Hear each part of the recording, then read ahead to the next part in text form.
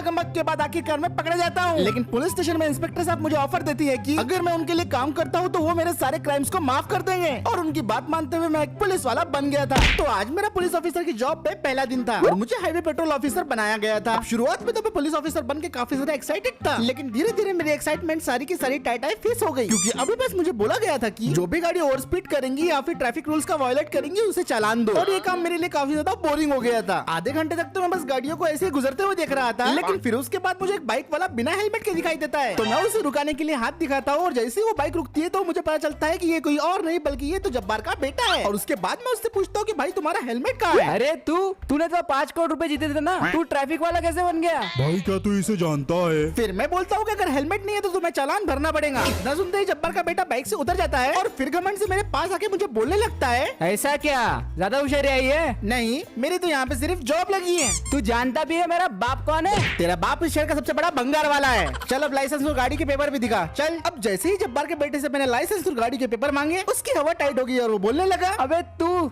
अब मैं क्या बोल रहा था, क्या तुम कुछ ले दे के मामला सेटल नहीं कर सकते? मैं तुम्हारी जेबें गर्म कर सकता हूँ। जैसे ही उसने ये बात करी मेरे अंदर का बाजीराव सिंघम जाग उठा। अगर तू बोलता है तो 500 रुपए पेटीएम करूँ, बोलना। अरे चुप किए बोल। मेरे सर का पारा टोटली गर्म हो चुका था तो मैंने जब्बार के बेटों को एक जोर की रपेट लगा दी और फिर उसके बाद मैंने दोनों को रोड साइड में मुर्गा बनवा दिया। अब किसी भी पुलिस ऑफिसर को रिश्वत देने से पहले ये लोग 4 बार सोचेंगे। साले तूने मुझे गलत जगह फंसा दिया। मुझे क्या पता था इसके अंदर सिंघम आ जाएगा। अब यहाँ पे मैंने इन दोनों का मुर्गा बनाया ही था तभी मैंने एक ओमनी वाले बंदे को ओवर स्पीडिंग करते हुए पकड़ा। और जब मैंने इस गाड़ी के डॉक्यूमेंट चेक करे तो मुझे पता चला कि ओमनी के इंश्योरेंस पेपर एक्सपायर है। मैंने उस बंदे को बोला कि तुम्हारा इंश्योरेंस एक्सपायर है, तुम्हें तो फाइन भरना पड़ेगा। तो ये सुन के वो बंदा बोलने लगा, ओ चीचा इतनी सी बात को इतना काय को लमा रहे तुम? 100-200 लो, बात को खत्म करो।